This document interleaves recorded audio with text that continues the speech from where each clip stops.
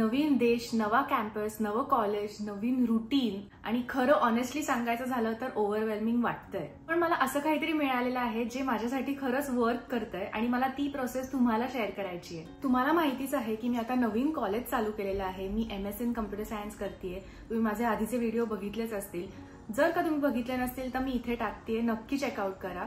त्यामध्ये मी तुम्हाला दाखवलं की माझं कॉलेज कसं आहे, कसा कॅम्पस आहे, नवीन किती गोष्टी आहेत. तर असे जेव्हा आपण व्हिडिओज बघतो तेव्हा असं वाटतं की वाव, हिची लाईफ किती छान असेल किंवा किती मोठा कॅम्पस आहे, किती वेगवेगळ्या गोष्टी आहेत. आपण जे सतत बघत आलेलो असतो कॅम्पसेस त्याच्यापेक्षा किती वेगळं काहीतरी आहे.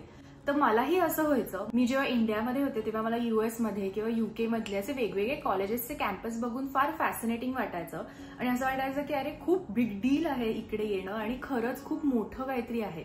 ऑनेस्टली स्पीकिंग, येस, खरंच खूप बिग डील आहे. आपण कुठल्या तरी वेगळ्या देशात जाऊन काहीतरी आपलं स्थान निर्माण करत असतो आणि ही खरंच खूप मोठी गोष्ट आहे. पण हे जेवढं फॅन्सी वाटतंय, जेवढं आपल्याला असं वाटतं की अरे किती छान मोठ्या मोठ्या गोष्टी आहेत, त्याच्यापेक्षा पण जास्ती आपल्याला ओव्हरवेल्मिंग वाटत राहतं. आपल्याला असं वाटत राहतं की आपण इथपर्यंत तर आलोय, पण आपण पुढे सक्सेसफुल होणार का, असे वेगवेगळे विचार आपल्या डोक्यात येतात. त्याहूनही जास्ती काय, आपण जर का कुठलीही गोष्ट रिस्टार्ट करत असतो, कुठल्या तरी गॅप नंतर परत येत असू, तेव्हा तर अजूनच जास्ती असं वाटतं. हे खूपदा माझ्या चॅनलवर सांगितलेलं आहे की मी 2019 पर्यंत माझं मास्टर्स संपलेलं होतं इंडियामधलं आणि त्यानंतर मी लगेच जॉबला लागले, जे मी 2023 पर्यंत करत होते.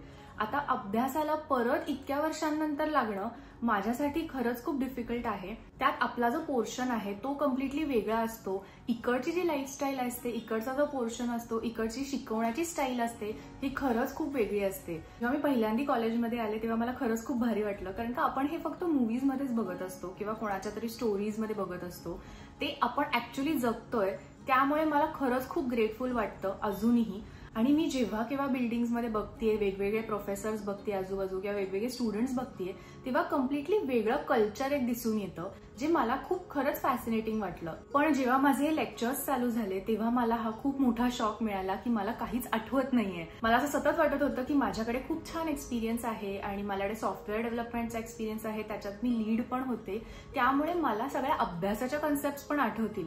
पण मी जेव्हा वर्क लाईफमध्ये जेव्हा इन्व्हॉल्व्ह होते तेव्हा वर्क लाईफ कम्प्लिटली डिफरंट राहते. वर्क मोड कम्प्लिटली डिफरंट राहतो. आपलं काम डिफरंट असतं. अशा वेगवेगळ्या कन्सेप्ट असतात ज्या आपण अभ्यासात कधीच शिकलेलो नसतो पण कामात शिकलेलो असतो. आता परत एकदा अभ्यास चालू होणं म्हणजे वेगवेगळ्या कन्सेप्ट परत येणं, आपल्याला जे विषय अवघड जात होते ते पण परत येणं. त्यामुळे हे सगळं इतकं ओव्हरवेल्मिंग वाटायला लागलं मला. एका आठवड्यामध्येच मला असं कळलं की अरे मला खूप गोष्टी करायच्या आहेत आणि इकडची जी लोक आहेत ती जस्ट पास आउट झालेली लोक होती, त्यामुळे त्यांना कम्प्लिटली नॉलेज आहे त्याबद्दल अजून पण. त्यांच्या डोक्यातलं जे नॉलेज आहे ते अजूनही रेलेव्हंट आहे आणि खूप ताजं आहे. इकडचा जो अभ्यासाचा क्रम असतो तो कसा असतो की आपल्याला लेक्चर्स पण असतात, त्याबरोबर आपल्याला क्विझेस असतात, मध्ये मध्ये असाइनमेंट्स असतात, प्रोजेक्ट्स असतात आणि एक्झाम पण असते. म्हणजे ह्या सगळ्या गोष्टींमध्ये आपल्याला ग्रेड मिळते. ह्या सगळ्याचा ऍव्हरेज मिळून एक जी ग्रेड असते ती आपली फायनल ग्रेड असते. त्यामुळे सततच आपण असं असतो की लाईक आता कुठली क्विज आहे, आता कुठली असाइनमेंट आहे, आता कुठला अभ्यास आहे. आणि ह्या सगळ्यामध्ये आपल्याला आपले वेगवेगळे प्रोजेक्ट्स पण करायला लागतात, पर्सनल प्रोजेक्ट्स करायला लागतात, जे आपल्या रेझ्युमेसाठी बिल्ड होतील आणि आपल्याला चांगलं काहीतरी पुढे दाखवता येईल. आणि आताची जी माझी फेज चालू आहे ती रिस्टार्ट मोडमध्ये चालू आहे. रिस्टार्ट मोड ही एक फिलॉसॉफी आहे जी मी आता नवीनच शिकले, 2 आठवड्यापूर्वी शिकले.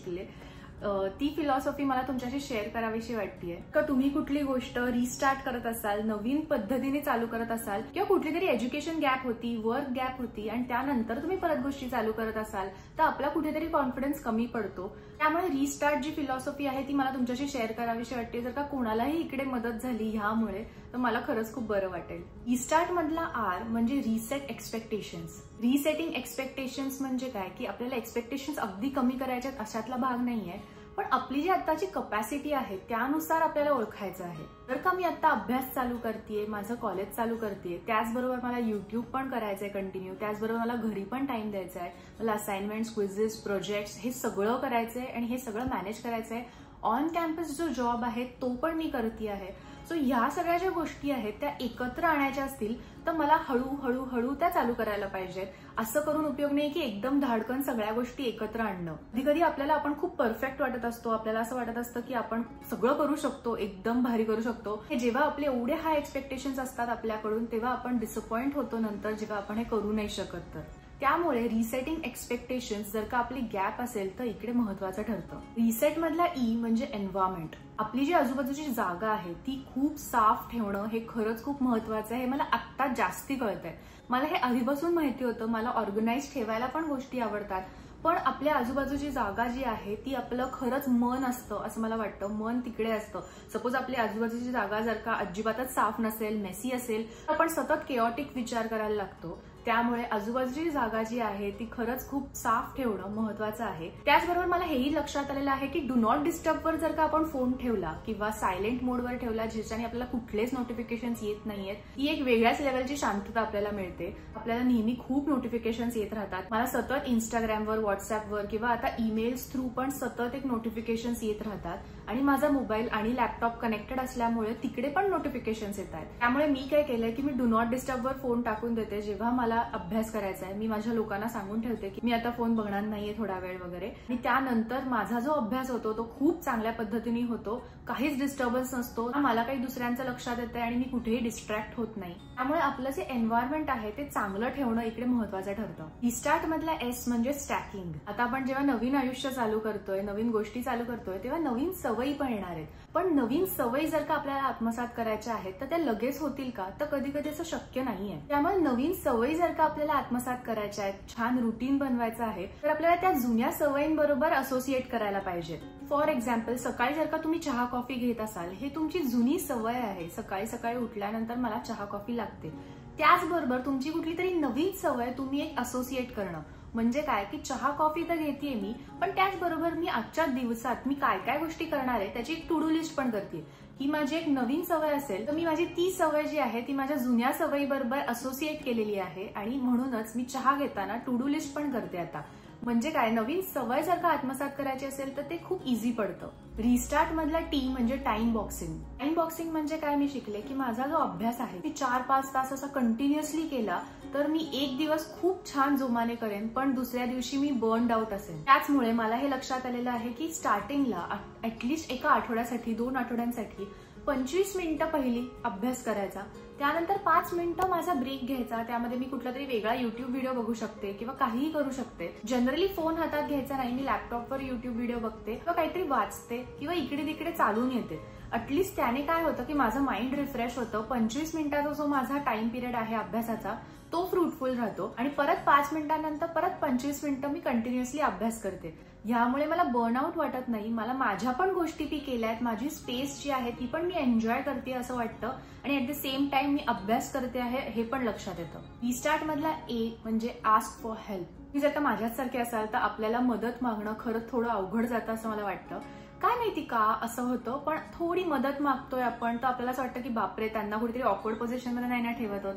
पण अशा वेळेस आपण मदत मागणं खरंच खूप महत्वाचं आहे. आपल्या फॅमिली मेंबर्सशी बोलणं, फ्रेंड्सशी बोलणं, त्यांना काहीतरी मदत मागणं किंवा कुठल्या तरी प्रोफेसर्सला रीच आउट होणं की मला ही गोष्ट कळलेली नाहीये, मला हे प्लीज सांगता का? किंवा तुमची जर का नुकतीच मैत्री झालेली असेल, कलिग्स असतील किंवा क्लासमेट असेल तर त्यांना कुठली तरी मदत मागणं. कुठली अभ्यासाची कन्सेप्ट कळलेली नसेल किंवा असाइनमेंटचं काही कळलेलं नसेल तर या सगळ्या ज्या गोष्टी आहेत हे इकडे महत्वाचं ठरतं. आपल्याला कधी कधी असं वाटत असतं की आपण एकटेच आहोत जे ह्याच्यातून चाललेलो आहोत, पण आपल्या आजूबाजूच्या मैत्रिणी असतात किंवा मित्र असतात किंवा कोणीही असेल ते आपल्या बरोबरच चाललेले आहेत. त्यांचे पण वेगवेगळे लाईफ फेजेस चालू आहेत आणि त्यांना जर का आपण मदत मागितली, त्यांनी आपल्याला मदत मागितली तर आपण एकत्र पुढे जाऊच शकतो. रिस्टार्ट मधला आर म्हणजे रिफ्लेक्ट. एका आठवड्यानंतर तुम्ही ह्या ज्या स्टेप्स केलेल्या आहेत त्यानंतर तुम्ही ते रिफ्लेक्ट करून बघा की काय वर्क झालं माझ्यासाठी. 25 मिनिटं आणि 5 मिनिटाची जी फिलॉसॉफी आहे ती माझ्यासाठी वर्क झाली का? टू डू लिस्ट ज्या मी सकाळी सकाळी करते ते माझ्यासाठी वर्क झाले का? किंवा मी जी 25 मिनिटं जी आहेत ते आता मी 40 मिनिटापर्यंत स्ट्रेच करू शकते का आणि त्यानंतर 5 मिनिटाचा ब्रेक घेऊ शकते का? अशा ज्या गोष्टी आहेत त्या थोड्याशा रिफ्लेक्ट करायला पाहिजेत. माझ्यासाठी पर्सनली काय झालं की पहिल्या आठवड्यामध्ये मला कळतच नव्हतं की मी एक्झॅक्टली कुठला अभ्यास कधी करायला पाहिजे. म्हणजे सोमवार, बुधवार आणि शुक्रवार हे वेगळे लेक्चर्स आहेत आणि मंगळवार आणि गुरुवार हे वेगळे लेक्चर्स आहेत आणि वेगळ्या टायमिंग्स मध्ये आहेत. त्यामुळे कुठला अभ्यास कधी करायचा हे मला लक्षातच येत नव्हतं. पण दुसऱ्या आठवड्यामध्ये जेव्हा मी रिफ्लेक्ट केलं की सोमवारचा जो मला अर्धा वेळ मिळतोय तो मी मंगळवारच्या लेक्चरचा अभ्यास करू शकते, मंगळवारचा जो वेळ मिळतोय तो बुधवारच्या अभ्यासासाठी करू शकते. म्हणजे ह्या सगळ्या गोष्टी मला माझ्या रिफ्लेक्ट करूनच कळल्या. त्यामुळे रिफ्लेक्शन सेलिब्रेशन इथे खरंच खूप महत्वाचं ठरतं. रिस्टार्ट मधला टी म्हणजे टायनी सेलिब्रेशन्स. सगळ्यात महत्वाची गोष्ट म्हणजे तुम्हाला सेलिब्रेट करायला अजिबात विसरू नका. आणि सेलिब्रेशन म्हणजे अगदी तुम्हाला ए ग्रेड मिळाली म्हणूनच तुम्ही सेलिब्रेट करायला पाहिजे किंवा जॉब मिळाला म्हणूनच तुम्ही सेलिब्रेट करायला पाहिजे का, तर नाही. एक आठवडा मी माझ्या नवीन रुटीनमध्ये सर्व्हाइव्ह झाले. एक आठवडा मला लक्षात आल्यात गोष्टी की आता ह्या गोष्टी अशा असतात, ह्या गोष्टी तशा असतात, असाइनमेंट्स इथे करायला पाहिजे, तरीही मी सेलिब्रेट करतेय. तर ह्या आठवड्यामध्ये मला वर्कआउट करायला पण वेळ मिळतोय, तर मी सेलिब्रेट करतेय. ह्या ज्या छोट्या छोट्या सेलिब्रेशन्स आहेत त्याच खरंच खूप महत्वाच्या असतात. म्हणजे आपण स्वतःला पण सांगत असतो की yes you can do it आणि तू हे करून दाखवलंस.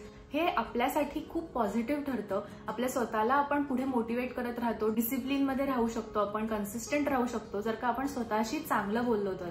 त्यामुळे स्वतःशी चांगलं बोलताना थोडंसं सेलिब्रेट करणं इकडे खूप महत्वाचं ठरतं. स्टार्ट म्हणजे अशी कुठली मॅजिक जादूची कुठली ट्रिक आहे असं अजिबातच नाहीये.